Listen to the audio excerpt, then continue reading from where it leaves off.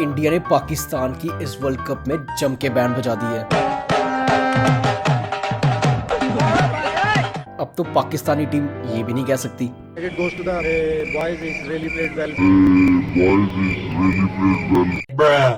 और बेचारा बाबर आजम तो बस यही कह रहा है, बेकार है भैया, मैं तो टूट गया मैं तो। अब इतनी जल्दी तो मेरा 2017 का एंड्रॉइड फोन भी डेड नहीं होता जितनी जल्दी ये पाकिस्तान की टीम डेड कर गए थे। अरे भाई मुझे लगता है पाकिस्तान में टॉयलेट की कमी है। क्यों? अरे पूरी टीम हर बार आके पब्लिकली हक के चल जाती है यार। लेकिन भाई जो इंडियन बॉलर्स ने परफॉर्म किया, मजा ही आ गया सच्ची मैच देखने का। बेचारा रिजवान सोच रहा था इंडिया के खिलाफ अच्छा प्रदर्शन करूंगा, 100-150 रन मारूंगा। लेकिन उसे क्या पता था उसका वेट जसप्रीत बुमराह कर रहा है।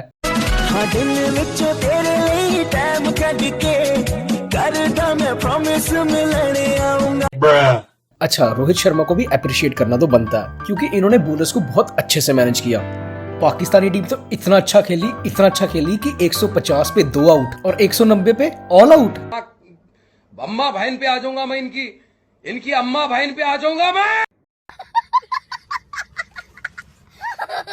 एकदम से ऊपर जाके एकदम से धड़ाम करके नीचे गिरना, कोई सीखे इनसे। अब ओडीआई वर्ल्ड कप में इंडिया और पाकिस्तान की स्ट्रीक है 8-0।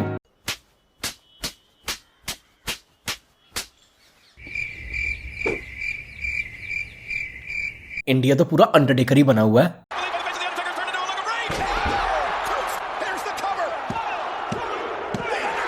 अब बेचारे पाकिस्तानी बॉलर्स पाकिस्तान जाके अपनी पब्लिक को अपना हाल बता रहे हैं। कुछ मुंह में घुसेड़ा, उसके बाद गले को उधेड़ के नाक से बाहर निकाला, उसके बाद मेरी बत्ती गुल हो गई।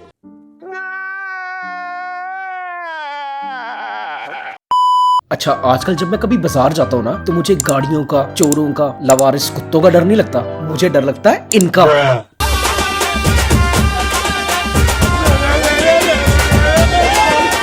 अब यार कहीं से भी निकल के नाचना शुरू कर देते हैं। कभी कभी तो मन करता है इसका मुंह तोड़ दूं। तो किसी के हाथ लगाने की जरूरत नहीं है।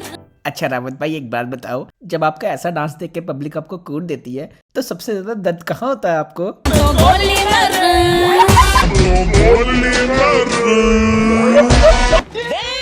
अल्लाह माफ करे, बहुत मनुष्य लग रहे हो, मत करो, रहने दो, बहुत बुरे। एक और बहुत मशहूर हो रही है, जरा इनको देख लो।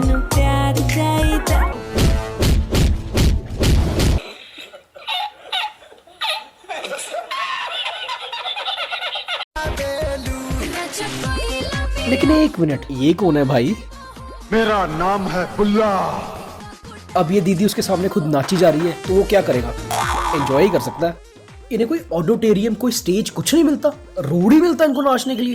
भाई रोड सेफ्टी नाम की भी कोई चीज होती है। आप जब नाच रहे हैं, लोग इतने सारे इकट्ठा है, कोई एक्सीडेंट हो जाए, कोई एम्बुलेंस ब्लॉक हो जाए, ये कौन सोचेगा? ओह सॉरी, दिमाग तो है नहीं आपके पास। आपने कभी एक्टर्स देखे हैं फिल्मों में कितने दिलेर बनते हैं, और असली जिंदगी में इनकी हालत देख लो। अब दीपिका पादुकोण यहाँ पे वेट कर रही हैं कि रणवीर सिंह आके उनका दरवाजा खोले, एंड दैट इज गुड। लेकिन ये दूसरी क्लिप में क्या हो रहा है?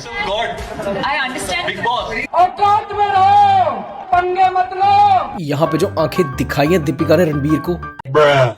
अच्छा, एक बात तो मैं गारंटी के साथ कह सकता हूँ कि क्रिकेट के फैन बेस में 80% हिस्सा मेल्स का है, लेकिन फिर भी फ्री टिकट और लंच किसको दिया गया? किसको? फीमेल्स को। अरे पर क्यों? खुद ही देख लो। अंदर जाइए तब पता चलेगा कि खाने के लिए है या देखने के लिए खाली पास है। और हम लोग इधर मैच देखने आए। अरे भाई इनको देख क्यों रहे हो? इन्हें तो ये भी नहीं पता कि मैच है किसका। हमारा इंडिया पाकिस्तान का मैच है। क्या मैच? इंग्लैंड न्यूजीलैंड है, इंडिया पाकिस्तान नहीं है। इंडिया पाकिस्तान का मैच है? ये कब हो गया? अरे ना माता जी ना, खाने के लिए इतना उतावला भी मत हो जाओ कि मैच किसका यही भूल गए आप।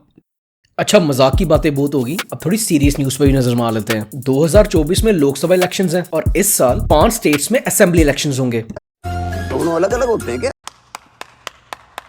हाँ भाई, अलग अलग होते हैं। लोकसभा इलेक्शंस में आप एमपी चुनते हैं और असेंबली इलेक्शंस में आप एमएलए चुनते हैं। एमपीज बैठते हैं पार्लियामेंट ऑफ इंडिया में और आपके एमएलए बैठते हैं स्टेट असेंबली में। अच्छा, इस साल जिन 5 स्टेट्स में ये असेंबली इलेक्शंस होने वाले हैं वो हैं मध्य प्रदेश, छत्तीसगढ़, राजस्थान, तेलंगाना और मिजोरम। मध्य प्रदेश में ये इलेक्शन होगा 2 फेजेस में। सबसे पहला फेज 7 और दूसरा फेज 17 नवंबर को। उसके बाद मिजोरम में ये इलेक्शन होगा 7 नवंबर को। छत्तीसगढ़ में 2 फेजेस होंगे, सबसे पहला 7 नवंबर और दूसरा 17 नवंबर, सेम लाइक मध्य प्रदेश। राजस्थान में होगा 25 नवंबर को और सबसे लास्ट में तेलंगाना 30 नवंबर को। अरे मैं तो ये बताना भूल ही गया कि रिजल्ट आएगा 3 दिसंबर को।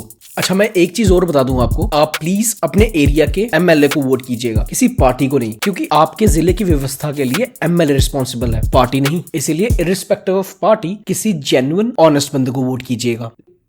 अच्छा, ग्लोबल हंगर इंडेक्स 2023 आ चुका है और इस बार भी इसने अपनी औकात दिखा दी है, इंडिया को 2 पोजीशन नीचे गिरा के। और अब इंडिया की रैंक है 111 आउट ऑफ 125 कंट्रीज। पाकिस्तान और बांग्लादेश भी हमसे ऊपर है। देखिए, इंडिया इस समय अंडर डेवलप्ड कंट्री है, लेकिन हमारे दिन इतने भी बुरे नहीं आए कि हमें पाकिस्तान से नीचे प्लेस किया जाए। और इंडियन गवर्नमेंट ने भी इसमें बहुत से सवाल उठाए हैं, क्योंकि ये इंडेक्स है हंगर से रिलेटेड और ये बेस होता है 4 फैक्टर्स पे। सबसे पहला है चाइल्ड स्टंटिंग, दूसरा चाइल्ड वेस्टिंग, तीसरा चाइल्ड मोर्टेलिटी और चौथा चाइल्ड नरिशमेंट। अब इंडियन एक्सपर्ट्स के अकॉर्डिंग इन 4 में से ये 3 फैक्टर्स तो न्यूट्रिशन से रिलेटेड है, हंगर से रिलेटेड तो है नहीं। इसीलिए इंडिया इस रिपोर्ट को सीरियस नहीं लेता। लेकिन ये बात तो माननी पड़ेगी कि इंडिया में बेशक हंगर एक बड़ी प्रॉब्लम ना हो, लेकिन अंडर नरिशमेंट एक बहुत बड़ी प्रॉब्लम है और इस पे नजर मारने की बहुत जरूरत है हमें, और इसे सीरियस लेने की जरूरत है हमारी गवर्नमेंट्स को।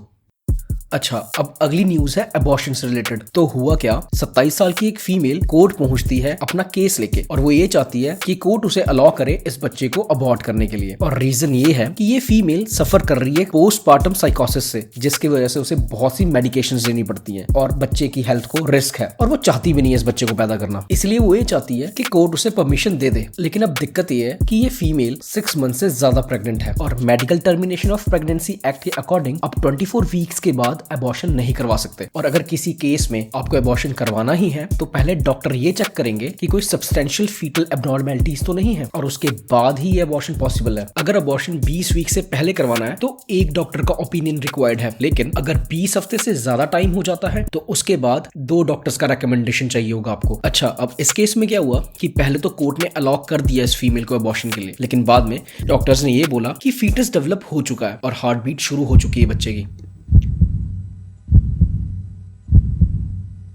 अब ये सुनने के बाद जजेस आपस में ही कंफ्यूज हो चुके हैं कि इसे अलाउ करें या ना करें, और सुप्रीम कोर्ट ने ये कहा कि हम किसी बच्चे को गर्भ में ही नहीं मार सकते। लेकिन इंडिया की हिस्ट्री रही है कि यहाँ पे फीमेल के राइट टू चॉइस को ज्यादा महत्व दिया जाता है और माँ डिसाइड करती है कि वो बच्चा रखना चाहती है या गिराना चाहती है। और चलिए आगे देखते हैं कि इस केस में क्या होता है।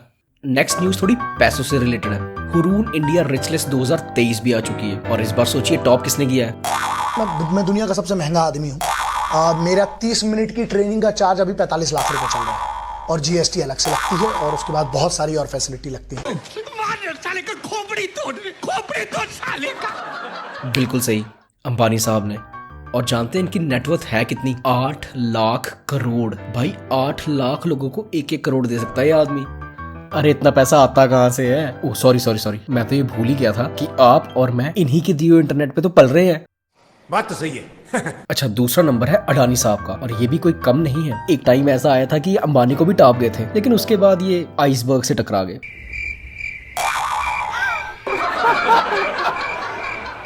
सॉरी, आइसबर्ग नहीं, हिंडनबर्ग से टकरा गए। अच्छा, 3rd नंबर पे है इंडिया के सबसे बड़े वैक्सीन मैन्युफैक्चरर साइरस पूनावाला जी और इनकी नेटवर्थ है 2,80,00,000 करोड़ रुपया। जिसके बाद नंबर आता है शिवनागर जी का, जिनकी नेटवर्थ है 2.28 लाख करोड़ रुपीस। और 5th नंबर पे है हिंदुजा ग्रुप के गोपीचंद हिंदुजा जी। लेकिन एक बात है, मेरे से गरीब ही हैं लोग। अच्छा, एक सैड न्यूज भी है। बिहार में 11 अक्टूबर को नॉर्थ ईस्ट एक्सप्रेस डीरेल हो गई, जिसमें 4 लोगों की डेथ हो गई, 70 इंजर्ड है और 21 ट्रेनों को डाइवर्ट करना पड़ा है अपने रूट को। एक्चुअली ये ट्रेन दिल्ली से असम जा रही थी और रात 9:30 बजे पायलट ने शायद आगे रेलवे ट्रैक पे कुछ ऑब्स्टैकल्स को देखा, जिसकी वजह से उसने इमरजेंसी ब्रेक्स लगाई, जिसके बाद ये हादसा हुआ और अब गवर्नमेंट ने 4 लाख का कंपनसेशन अनाउंस कर दिया है। अच्छा, अब एक बहुत इंटरेस्टिंग न्यूज है मेरठ से। अब आपको पता तो है कि गांधी जी सफाई को लेकर कितने मोटिवेटेड थे।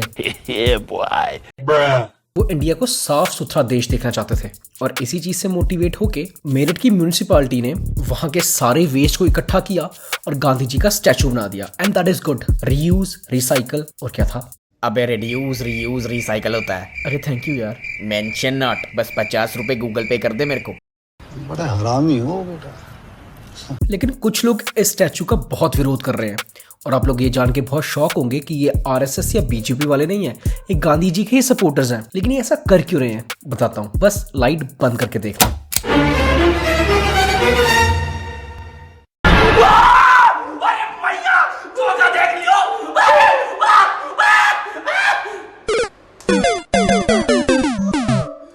भाई इतना डरावना स्टैचू क्यों बनाया? कॉन्जरिंग की शूटिंग चल रही है क्या? ये देख के तो गांधी जी भी वापस आ जाएंगे। अम्मा बहन पे आ जाऊंगा मैं, इनकी अम्मा बहन पे आ जाऊंगा मैं। अगर आपको ये वीडियो पसंद आया तो इसे लाइक कीजिए, शेयर कीजिए और चैनल को सब्सक्राइब कीजिए। और तब तक के लिए जय हिंद, जय भारत।